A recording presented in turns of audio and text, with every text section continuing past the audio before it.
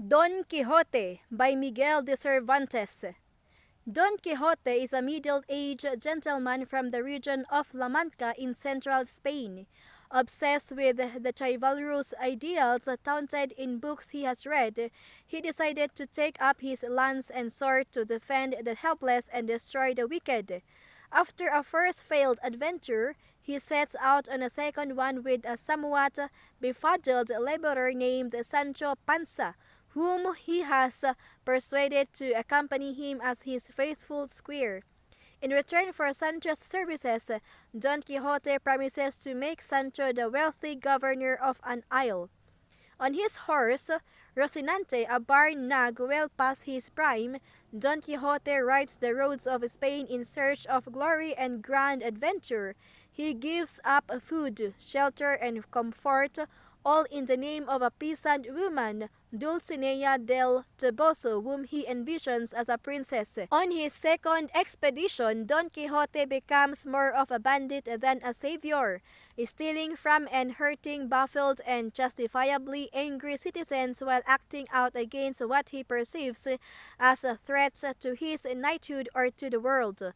Don Quixote abandons a boy, leaving him in the hands of an evil farmer simply because the farmer swears on oath that he will not harm the boy.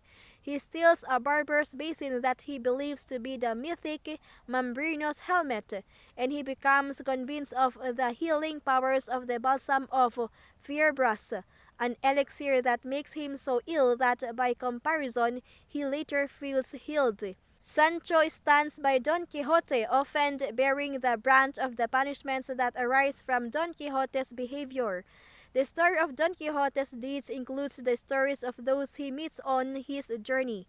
Don Quixote witnesses the funeral of a student who dies as a result of his love for a disdainful lady turned shepherdess. He frees a wicked and devious galley slave, Gines de Pasamonte, and unwittingly reunites two bereaved couples, Cardenio and Lucinda, and Ferdinand and Dorothea. Torn apart by Ferdinand's treachery, the four lovers finally come together at an inn where Don Quixote sleeps, dreaming that he is battling a giant. Along the way, the simple Sancho plays the straight man to Don Quixote, trying his best to correct his master's outlandish fantasies. Two of Don Quixote's friends, the priest and the barber, come to drag him home. Believing that he is under the force of an enchantment, he accompanies them, thus ending his second expedition and the first part of the novel. The second part of the novel begins with a passionate invective against a phony sequel of Don Quixote that was published in the interim between Cervantes' two parts.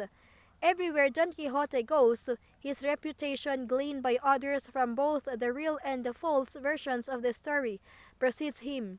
As the two embark on their journey, Sancho lies to Don Quixote, telling him that an evil enchanter was transformed Dulcinea into a peasant girl. Undoing this enchantment, in which even Sancho comes to believe, becomes Don Quixote's chief goal. Don Quixote meets a duke and duchess who conspire to play tricks on him. They make a servant dress up as Merlin, for example, and tell Don Quixote that Dulcinea's enchantment, which they know to be a hoax, can be undone only if Sancho whips himself 3,300 times on his naked backside. Under the watch of the Duke and Duchess, Don Quixote and Sancho undertake several adventures.